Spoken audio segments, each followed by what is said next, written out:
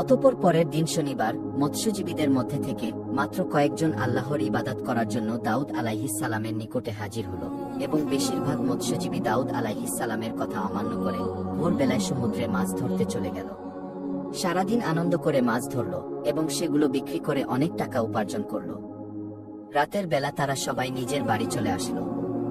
পরের দিন ভোরবেলা যখন কয়েকজন লোক ইবাদত করার জন্য যাচ্ছিল, তখন তারা দেখল সমস্ত এলাকা একেবারে নিশ্চুপ। এটা দেখে একজন অপরজনকে জিজ্ঞাসা করল, আচ্ছা বলুন তো ভাই, আজকে এত নীরব কেন? কি হয়েছে? আজকে কি তারা মাছ ধরতে যাবে না? তখন অপর ব্যক্তিটি বলল, আমিও তো কিছু বুঝতে পারছি না। অন্যান্য দিন সকল জেলেরা হইচই করে মাছ ধরতে যায়, কিন্তু এত নিস্তব্ধতা কখনোই দেখা যায়নি। চলুন আমরা সেখানে গিয়ে দেখি। এই বলে তারা সবাই পাশের বাড়ির ভিতরে চলে গেল। সেখানে গিয়ে তারা যা দেখল তাদের যেন শ্বাস বন্ধ হয়ে গেল। তারা দেখল একদল বড় বড় বাদর মাটিতে পড়ে গড়াচ্ছে।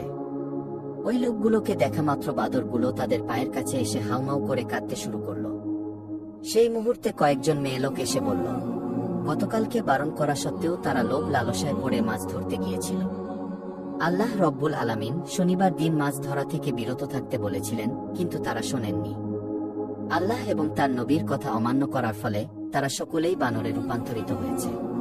এখন আপনারা যদি দাউদ আলাইহিস সালামের নিকটে এদের হয়ে ক্ষমা প্রার্থনা করেন, তাহলে হয়তো তারা জীবন ফিরে পাবে। তখন ওই লোকগুলি বলল, সময় থাকতে তারা এই বিষয়গুলো খেয়াল করেনি, আমাদের তো কিছুই করার নেই। তবুও আমরা এই কথা হযরত দাউদ আলাইহিস সালামের নিকটে গিয়ে বলবো। এই বলে তারা সেখান থেকে চলে আসলো। অতঃপর একদল লোক তাদের পক্ষ থেকে হযরত দাউদ আলাইহিস সালামের কাছে হাজির হলো এবং ঘটনার বর্ণনা করে বলল, তাদেরকে ক্ষমা করে দিন এবং মানুষের রূপে ফিরিয়ে দিন। তখন দাউদ আলাইহিস সালাম বলল, ক্ষমা করার মালিক আল্লাহ তাআলা, যদি তিনি ক্ষমা করেন তাহলে করতে পারেন। অনেক তাফসীর কারকদের বর্ণনা অনুযায়ী ওই বাদরগুলো মাত্র 3 দিন বেঁচে ছিল। তারপরে ওই জাতি ধ্বংস হয়ে যায়।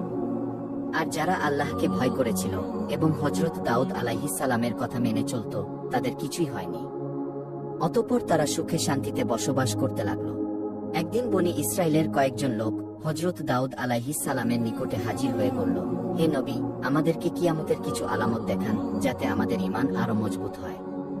তখন হযরত দাউদ আলাইহিস সালাম বলল, 4 দিন পর তোমরা মক্তবের সামনের ময়দানে এসো, তাহলে কিয়ামতের কিছু আলামত দেখতে পাবে। এই কথা বলে তাদেরকে বিদায় দিলেন। সেই যুগে বনি ইসরায়েলদের মধ্যে একজন ধনী ব্যক্তি ছিল। তার সম্পদের অভাব ছিল না। তার একটি শখের গরু ছিল। গরুটির চেহারা খুব সুন্দর ছিল। সব সময় গরুটিকে সোনা রূপা দিয়ে সাজিয়ে রাখত। যে কেউ দেখলে গরুটির থেকে চোখ ফেরাতে পারত না এবং গরুটিকে মাঠে মুক্তভাবে ছেড়ে দিত। সারাদিন মাঠে চড়ত এবং